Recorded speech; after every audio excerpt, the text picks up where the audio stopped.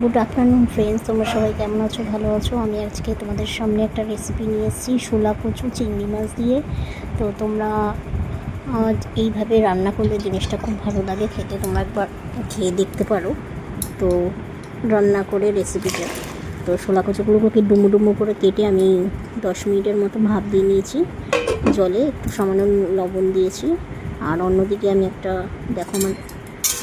একটা মিক্সির বাউলের মধ্যে আমি একটা পরিমাণ মতো লঙ্কা আর হাফ পেঁয়াজ আর বাদাম, কটা কাঁচা বাদাম সব আর জিরের গুঁড়ো, ধনের গুঁড়ো সব একসাথে পেস্ট করে নিয়েছি।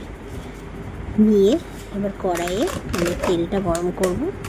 তেল গরম করতে বসিয়ে দিয়েছিলাম।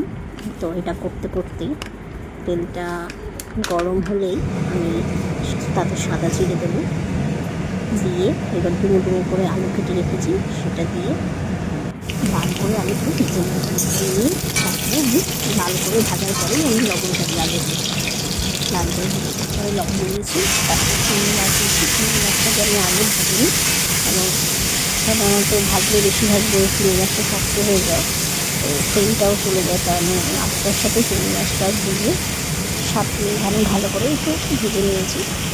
নিয়ে তারপরে আমি মশলাটা দিয়েছি, যেই মশলাটা আমি মিক্সিতে করে রেখেছিলাম।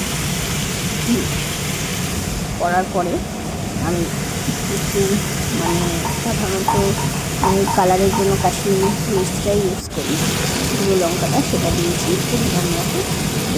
এবার মশলাটা যতক্ষণ না কষে আসছে, তেল বেরোচ্ছে কষানোর পর থেকে পর্যন্ত মশলাটাকে কষিয়ে তারপরে আমি হলুদ দিয়ে আমি আবার 2-3 মিনিটের মতো নেড়ে নিয়েছি।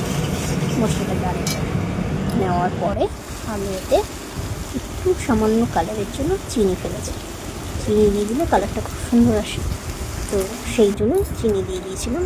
চিনি দিয়ে তারপর শোলা কচুটা দিয়ে আমি আবার 2-3 মিনিটের মতো কষিয়ে পরিমাণ মতো জল দিয়েছি, গরম জল 1 মগের একটু বেশি দিয়েছি।